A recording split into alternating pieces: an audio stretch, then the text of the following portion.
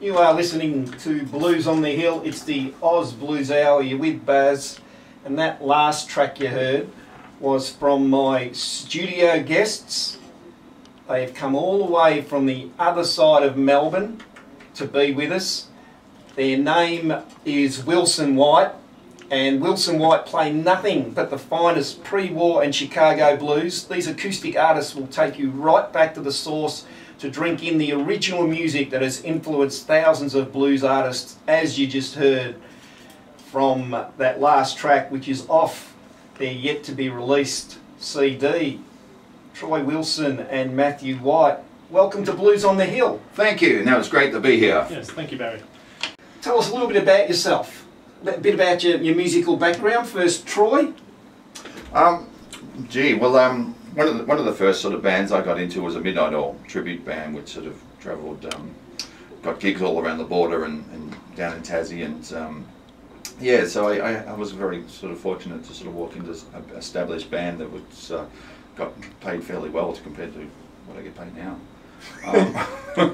This is the blues. Yeah, this is. Yeah, no, I did a lot of Midnight Oil songs, and that was a lot of fun, and yeah, maybe some of that has sort of branched out to what I'm doing now in some way.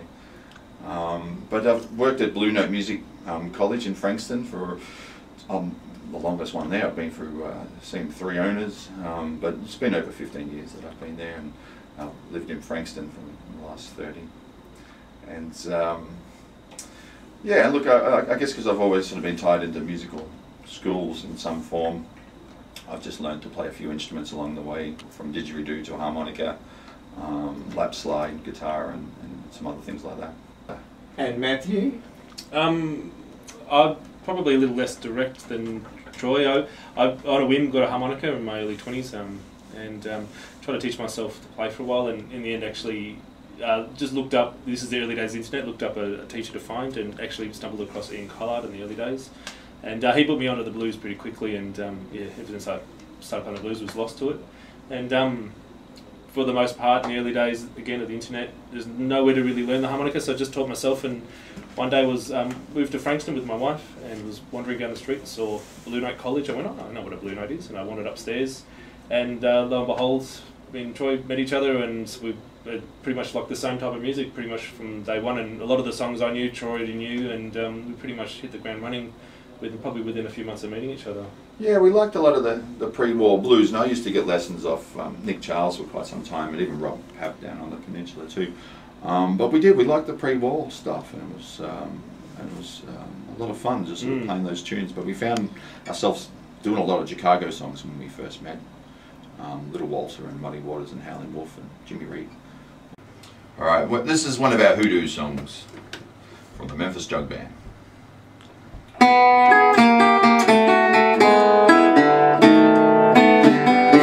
Here comes a black spider,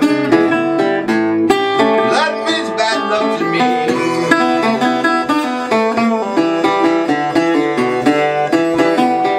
Here comes a black spider, that means bad luck to me.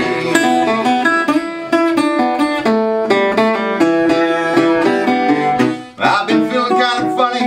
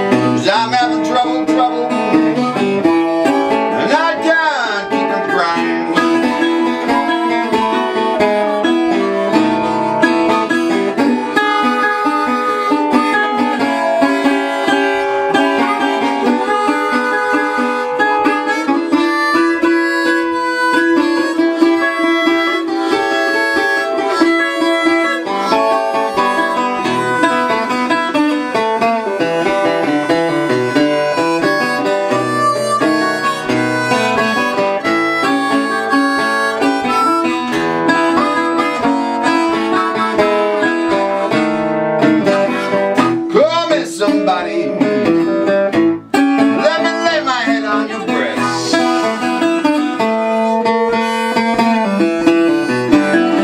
Call me somebody. Let me lay my head on your breast.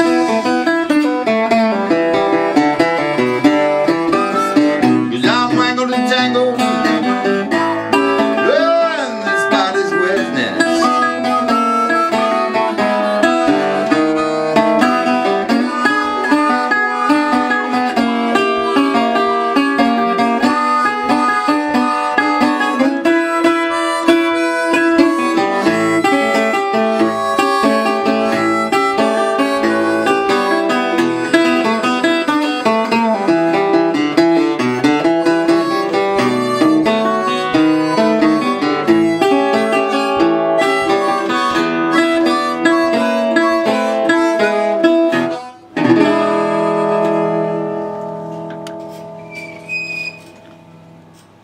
Beautiful stuff.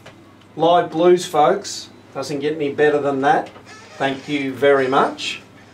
Now, when did you first hear the blues? Do you remember when you first heard them? Well, the first lot of blues I heard was ragtime, and I actually didn't really know what it was when I first heard it. I just really loved the sound of it, and it wasn't to probably a few years later when I just happened to be at a guitar sort of show, and Alex Burns and Nick Charles was doing a workshop, and I walked in and it was that sound again that I had loved but not really knew what it was. And I, from that meeting I grabbed their CD, and there was a couple of phone numbers on it, and I rang up one to see if I could get some lessons for that lap slide that I saw Alex playing. And Matthew, first time you heard the blues? I probably heard a lot of things that were like the blues and kind of close to the blues. I remember probably the first person that really got me into the sound of the harmonica was kind of the blues was a guy called G-Love from a band called G-Love and the Special Sauce, sort of the early 2000s, late 90s. He's here for Blues Fest. I did say that. Actually, we've actually got a gig that night that he's playing in Melbourne, so as luck would have it. But I do remember, like with Troy, I remember watching Ian Collar play in the early days and just was fascinated with what he could do with the harmonica. I never realised how much, how many different, like the versatility of the sound of harmonica until I started him really play, and he taught me some of the underlying secrets that you can't learn from books or from watching other people. But probably my first big love for the blues was Sonny Boy Williamson too. Just blows me away. I mean, look, you know, I like all the other artists, but I'll probably always go back to Sonny Boy too. It's just the way he plays is so different than everybody else. It's just very much his sound, and I suppose in many ways early on I tried to sound like him more than anybody else.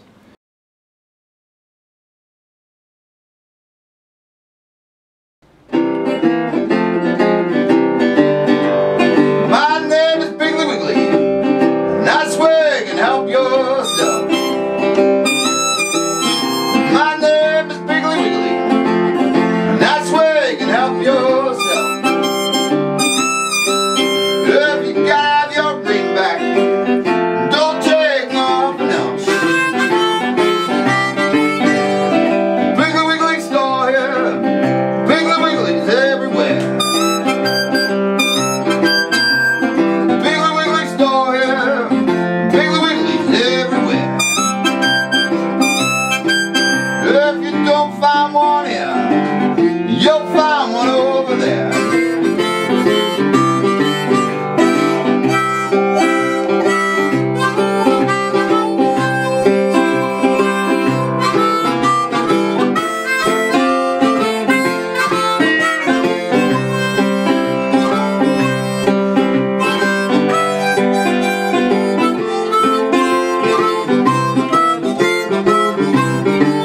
You can go to your fire, you can go to your tent and door.